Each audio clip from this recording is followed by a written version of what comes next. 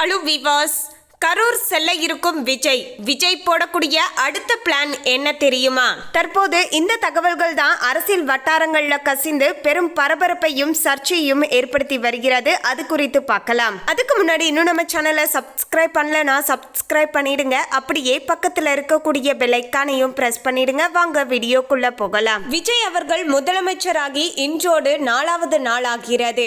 அதாவது ஞாயிற்றுக்கிழமை அன்று பாத்தீங்கன்னா ஆளுநர் கையால பாத்தீங்கன்னா விஜய் அவர்களுக்கு முதலமைச்சர் பதவி கிடைத்தது.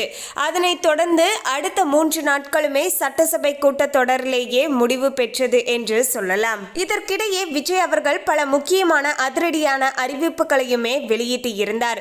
அதாவது மதுக்கடைகள் மூடல், அதே போல பெண்களுக்கான பாதுகாப்பிற்கான ஒரு சில முக்கியமான விஷயங்கள் முன்னெடுத்தது. அதனைத் தொடர்ந்து பார்த்தீங்கன்னா சட்டசபை கூட்டத்தொடரில் குறையாக சொன்ன பல விஷயங்களை பார்த்தீங்கன்னா குறிப்பேடும் எழுதி வச்சிருக்காரு. அதோடு சட்டசபை கூட்டத்தொடர் முடிந்ததுக்கு அப்புறமேட்டு பாத்தீங்கன்னா மாலை நேரங்களில் எதிர்க்கட்சி தலைவர்களையும் பாத்தீங்கன்னா நேரடியாக சென்று சந்தித்தும் பேசி வருகிறார். இப்படி தொடர்ந்து பரபரப்பாக பாத்தீங்கன்னா விஜய் அவர்கள் வேலையில ஈடுபட்டு கொண்டு இருக்கிறார் என்றே சொல்லலாங்க. இப்படிப்பட்ட இந்த சமயத்துல தான் அரசியல் வட்டாரங்கள்ல இருந்து ஒரு புதிய தகவலானது கசிந்துள்ளது. அதாவது விஜய் அவர்கள் கரூரிற்கு செல்வதாகவும் கரூர் மக்களை சந்திப்பதாகவும் சொல்லப்படுகிறது. அதோடு பாத்தீங்கன்னா கரூர் சம்பவத்தில் பாதிப்படைந்த அந்த 41 குடும்பங்களையும் பார்த்தீங்கன்னா நேரில் சென்று சந்திப்பதாகவும் ஒரு சில தகவலானது இப்போது கசிந்துள்ளது. மேலும் இந்த மாதத்தில் பார்த்தீங்கன்னா விஜய் அவர்கள் பார்த்தீங்கன்னா டெல்லி செல்ல வேண்டிய சூழ்நிலை இருப்பதாகவும் தெரிகிறது. பிறகு டெல்லிக்கு போயிட்டு வந்ததுக்கு அப்புறமேட்டு கரூரை சென்று கரூர் மக்களை பார்வையிடுவதாகவும் தகவலானது தற்போது கசிந்துள்ளது. எப்படி பார்த்தாலும் ஒரு 2 மாதத்திற்குள்ள இந்த சம்பவமானது அரங்கேறும் என்று அரசியல் வட்டாரத்தில் இருக்கக்கூடியவர்களால சொல்லப்பட்டு வருகிறது. மேலும் விஜய் அவர்கள் சிஎம் ஆனதுல இருந்து அவர் செய்யக்கூடிய இந்த வேலைப்பாடுகளானது உங்களுக்கு பிடிச்சிருந்தா வீடியோவை லைக் பண்ணிட்டு விஜய் அவர்களுக்கு உங்களுடைய வாழ்த்துக்களையும் சொல்லிடுங்க. அதோடு இன்னும் என்னென்ன மாற்றங்களை அவர் ஃபர்ஸ்டா செய்யணும் அப்படின்னு ஆசைப்படுறீங்களோ அந்த விஷயத்தையும் மறக்காம கமெண்ட்ல ஷேர் பண்ணிடுங்க. மேலும் தமிழக உளவுத்துறையின் புதிய ஐஜியாக மூத்த ஐபிஎஸ் அதிகாரி அஸ்ரா கர்க் இன்று நியமிக்கப்பட்டு உள்ளார். அதாவது முதலமைச்சர் விஜய் தலைமையிலான புதிய அரசு பொறுப்பேற்ற பிறகு மேற்கொள்ளப்பட்டு வருகின்ற முக்கிய அதிகார மாற்றங்கள்ல இது மிக முக்கியமானதாகவே பார்க்கப்படுகிறது. இருப்பினுமே கடந்த கால நிகழ்வுகளை முன்வைத்து தமிழக வெற்றி கழகமானது உள்ளிட்ட சில தரப்பினர் இந்த நியமனத்தை பார்த்து வியந்து வருகிறார்கள். காரணம் என்னன்னா 2004ஆம் ஆண்டு பேட்ச் ஐபிஎஸ் அதிகாரியான அஸ்ரா கர்க் தமிழக காவல்துறையில ஒரு நேர்மையான மற்றும் கண்டிப்பான அதிகாரி என்ற பிம்பத்தை கொண்டவர்.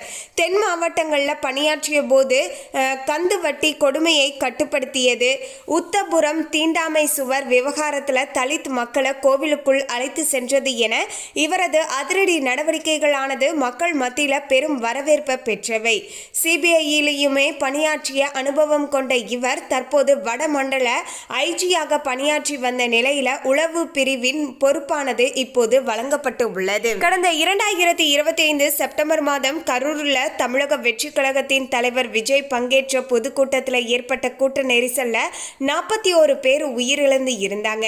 இந்த துயர சம்பவம் தொடர்பாக சென்னை உயர்நீதிமன்றம் ஒரு சிறப்பு விசாரணை படையை அமைத்தது. அந்த விசாரணை குழுவின் தலைவராக நியமிக்கப்பட்டவரே இந்த அஸ்ரா கர்க் அப்படின்னு சொல்லப்படுகிறது.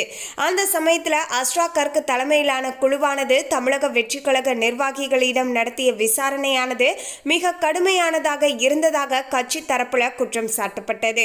குறிப்பாக கட்சியின் பொதுச் செயலாளர் புசி ஆனந்த் உள்ளிட்டோர் மீது வழக்கு பதிவு செய்யப்பட்டதும் கட்சியின் முக்கிய புள்ளிகள் விசாரணை வளையத்திற்குள்ள கொண்டு வரப்பட்டதும் பெரும் பரபரப்பை ஏற்படுத்தியது.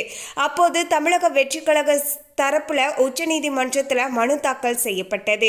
சிபிஐ விசாரணை கோரி அவர்கள் நடத்திய சட்ட போராட்டத்தின் விளைவாக இறுதியில் இந்த வழக்கானது சிபிஐக்கு மாற்றப்பட்டது குறிப்பிடத்தக்கது.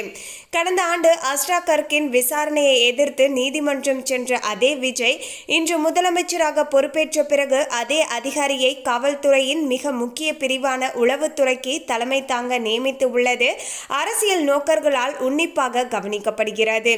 அதாவது அரசியல் அரசியல் வேறுபாடுகளை கடந்து ஒரு அதிகாரியின் செயல்திறன் மற்றும் உளவு சேகரிப்புல அவருக்கு இருக்கக்கூடிய அனுபவத்தை மட்டுமே கருத்தில் கொண்டு இந்த முடிவானது எடுக்கப்பட்டு இருக்கலாம். உளவுத்துறை என்பது அரசின் கண்கள் மற்றும் காதுகளாக செயல்படக்கூடிய பகுதி. அங்கு சமரசமற்ற ஒரு அதிகாரி இருப்பது ஆட்சிக்கு வலு சேர்க்கும் என முதல்வர் விஜய் அவர்கள் கருதியிருக்கலாம். கடந்த காலத்தில் தன்னுடைய கட்சிக்கு எதிராக விசாரணை நடத்தினாலுமே தற்போது அரசின் நிர்வாக தேவைக்காக அவரை பயன்படுத்துவது விஜயின் அரசியல் முதிர்ச்சியை காட்டுவதாக அவரது ஆதரவாளர்கள் சமூக வலைத்தளங்கள்ல பதிவிட்டு வருகிறார்கள்.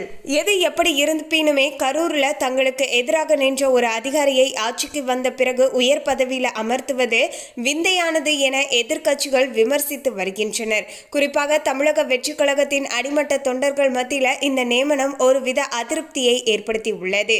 எங்கள் தலைவர்களையே கைது செய்ய துணிந்த அதிகாரியே உளவுத்துறை தலைவராக ஏற்பது கடினம் என ஒரு தரப்பினர் கூறி வருகின்றனர். தமிழக அரசின் இந்த அதிரடி மாற்றத்திற்கு பின்னால் உள்ள உண்மையான அரசியல் கணக்கு என்ன என்பது வருகின்ற நாட்கள்ல உளவுத்துறையின் செயல்பாடுகளை வைத்தே தெரிய வரும் என்றே அரசியல் வட்டாரத்தில் இருக்கக்கூடியவர்கள் சொல்கிறார்கள். மேலும் முதலமைச்சர் விஜய் அவர்கள் நினைப்பது எல்லாமே ஒன்றுதாங்க. திறமைக்கும் அங்கீகாரத்திற்கும் உரிய மதிப்பு கொடுக்கணும் அப்படிங்கிறது மட்டும் இதன் மூலமாக தெளிவாக புரிகிறது என்று சமூக வலைத்தளங்கள்ல மக்கள் அவங்களுடைய கருத்துக்களையும் பகிர்ந்து கொண்டு இருக்காங்க. விஜய் அவர்களுக்குமே வாழ்த்துக்களை தெரிவித்துக் கொண்டு இருக்காங்க. மேலும் இது பற்றின உங்களுடைய தனிப்பட்ட கருத்து என்ன அப்படிங்கிறதையும் எங்களோட கமெண்ட்ல மறக்காம ஷேர் பண்ணிடுங்க. இது ஒரு பக்கம் இருக்க, இன்று பாத்தீங்கன்னா ஜோதிடத்தையும் ஜோதிடர்களையும் அவமதிக்கக்கூடிய வகையில கருத்து தெரிவித்ததாக கூறி விடுதலை சிறுத்தைகள் கட்சியைச் சேர்ந்த திண்டிவனம் சட்டமன்ற உறுப்பினர் வன்னியரசுக்கு எதிராக தென்னிந்திய ஜோதிடர்கள் நல சங்கமானது கண்டனம் தெரிவித்து உள்ளது என்பது குறிப்பிடத்தக்கது. செய்தியாளர்களிடம் பேசிய தென்னிந்திய ஜோதிடர்கள் நல சங்கத்தின் நிறுவனர் தலைவர் பிரசன்ன மணிகண்டன், தமிழக முதல்வர் ஜோசப் விஜய் அவர்கள் தனது அரசியல் பிரிவு அலுவலராக ரிக்கிநாதன் வெற்றிவேல் பண்டிட் அவர்களை நியமித்து இருப்பது அவரின் திறமை மற்றும் நீண்ட நாள் நம்பிக்கையின் அடிப்படையில் மேற்கொள்ளப்பட்ட பொறுப்பான ஒரு முடிவு என்று தெரிவித்து இருந்தார். ஆனால் அவர் ஒரு ஜோதிடர் என்பதை காரணமாக கொண்டு இந்த நியமனம் அறிவியல் விதிகளுக்கு எதிரானது என்ற தோற்றத்தை உருவாக்கக்கூடிய வகையில் வன்னியரசும் மற்ற அரசியல் கட்சி தலைவர்கள் பேசுவது கண்டிக்கத்தக்கது என்று தெரிவித்துள்ளார். மேலும் ஜோதிடம் என்பது அறிவியலுக்கு முற்றிலும் முரணானது அல்ல. தமிழகத்தின் பல லட்ச ஜோதிடர்கள் மக்களின் அன்றாட வாழ்க்கையில நம்பிக்கையூட்டக்கூடிய வழிகாட்டிகளாகவும் இருக்காங்க.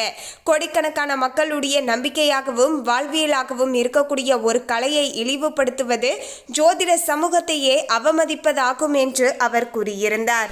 அரசியல் காரணங்களுக்காக பிறர் மனநிலையையும் மத நம்பிக்கையையும் புண்படுத்தக்கூடிய வகையில பேசுவது அரசியல் நாகரிகத்திற்கு ஒவ்வாதது.